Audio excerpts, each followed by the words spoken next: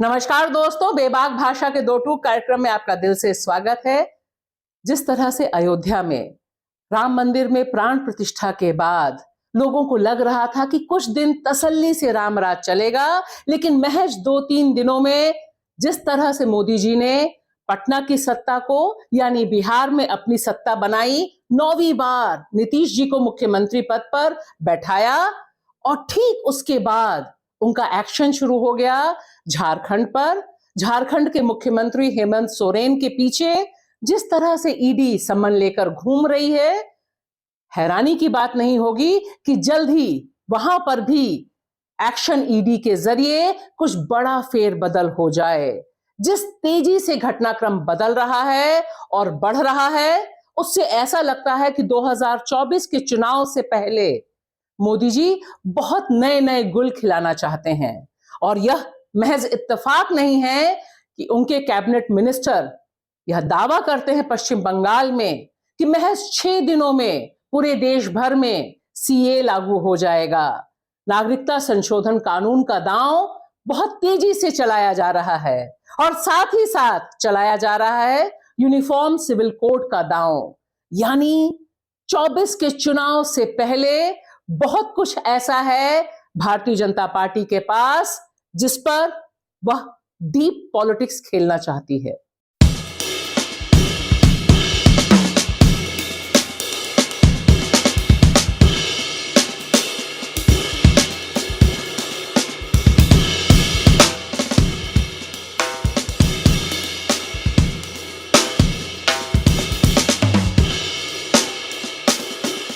तो देखिए, अब राजनीति में सब कुछ सारा खेल खुला हुआ है। जैसे ही पलटू राम जी वापस जाते हैं मोदी जी के पास, ठीक उसी समय शुरू हो जाता है एक्शन ईडी लालू यादव के खिलाफ। और जिस तरह से उनसे पूछताछ चल रही है, उनसे उनकी बेटी और तेजस्वी निशाने पर हैं, राबड़ी निशाने पर हैं। यानी अब बदले पर उतारू है ईडी सौजन्य मोदी सरकार के।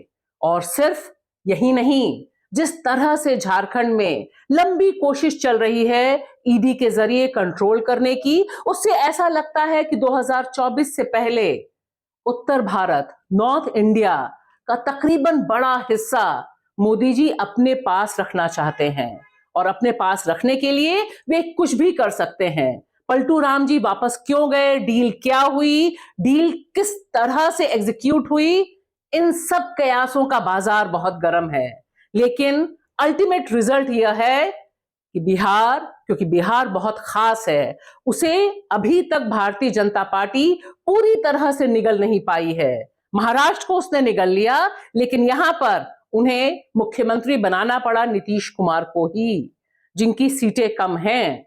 और आप देखिए नीतीश जी की जो कलाकारी है कि जब वह महागठबंधन के साथ जाते हैं, महागठबंधन की सीटें ज्यादा हैं, लेकिन तब भी मुख्यमंत्री वही बनते हैं। तो आजीवन मुख्यमंत्री बनने रहने का जो दृढ़ संकल्प नीतीश जी के पास है, वह बहुत नए गुल खिला रहा है और एक पॉलिटिकल मैसेज झारखंड की तरफ भी दे रहा है।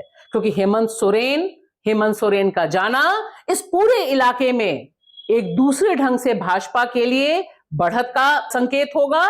और 2024 में मोदी जी किसी भी तरह का रिस्क लेना नहीं चाहते। अब सोचने वाले लोग सोच ही सकते हैं कि राम मंदिर, रामलला की घर वापसी, सब कुछ होने के बाद, इतना दिव्य आयोजन के बाद इस तरह की हड़बड़ी क्यों दिखा रही है मोदी सरकार। आखिर क्या वजह है कि मोदी सरकार में केंद्रीय राज्य मंत्री शांतनु ठाकुर सीए का कार्ड खेलते हैं पश्चिम बंगाल में। किस तरह से वोटों को लेकर और इलेक्शन को लेकर सुबह से शाम तक काम हो रहा है और सांप्रदायिक ध्रुवीकरण का काम हो रहा है। जिस तरह से वे कहते हैं ममता बनर्जी पर सीधे सीधे निशाना ठोकते हुए कि वे बांग्लादेश से जो लोग आए हैं उन्हें नागरिकता दे रही हैं और इसका मुकाबला सीए को लागू कर कर मोदी सरकार करेगी। और उनका पूरा भाषण एक बात और बता रहा है कि चाहे आपके पास वह मंत्रालय हो या ना हो, लेकिन जहां जरूरत होगी उस कार्ड का इस्तेमाल किया जाएगा। और जिस तरह से सीए का कार्ड 2024 से पहले ही चुनाव से पहले ही लागू करने की कोशिश है, उससे मुसलमानों में एक खौफ का माहौल तारी करने की सख्त जरूरत में मोदी सरकार दिखाई दे रही है। क्योंकि किसी भी तरह का कोई भी रिस्क, कोई भी विरोध की आवाज, कहीं से भी विपक्ष की सरकार मोदी जी को अब इस रामराज में बर्दाश्त नहीं है। और इसी के साथ एक और कार्ड, यूनिफॉर्म सिविल कोड। अब आप देखिए, यूनिफॉर्म सिविल कोड को लेकर जिस तरह से भारतीय जनता पार्टी की राज्य सरकारें कार्ड खेल रही हैं, बता रही हैं कि बस यूं लेकर आई वे। एक मैसेज बहुत क्लियर है और जो आसार हैं उससे ऐसा लगता है कि 2024 के लोकसभा चुनाव से पहले कई राज्य, जिसमें उत्तराखंड हमारे सामने ही है, हम गुजरात को देख ही रहे हैं, और उसके साथ साथ उत्तर प्रदेश को कोई कैसे ही भूल सकता है। ये सारे के सारे राज्य एक साथ एक ढंग से हिंदू राज्य की जो कल्पना है उसे एग्जीक्यूट करने के लिए उतावले से दिखाई दे रहे हैं। यानी वे कोई मौका नहीं छोड़ना चाहते हैं कि कहीं से भी विरोध का, असहमति का कोई स्वर उठ सके, और खास तौर से विपक्षी पार्टियों के लिए कोई भी जमीन बची रह सके राजनीति करने के लिए। और हम सब देख रहे हैं कि जिस तरह से इंडिया गठबंधन, जो विपक्षी पार्टियों का गठबंधन है, उसे जिस तरह से निशाने पर लिया गया है, और ठीक उस समय निशाने पर लिया गया है जिस समय राहुल गांधी मणिपुर से लेकर मुंबई तक की भारत जोड़ो न्याय यात्रा चला रहे हैं, जिस समय वह पहुंचे हैं बिहार। आप देखिए, यह बिहार, यह रैली बिल्कुल दूसरे ढंग से होनी थी, क्योंकि जब डिजाइन की गई थी तब इसे जो पलटू कुमार हैं, नीतीश बाबू, उन्हें भी एड्रेस करना था।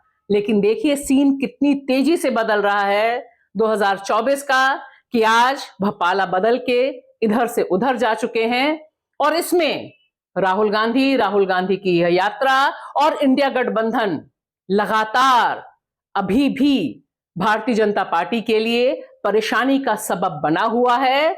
यानी उन्हें कुछ भी गवारा नहीं, एक रंग के अलावा और अपनी विचारधारा के अलावा। शुक्रिया।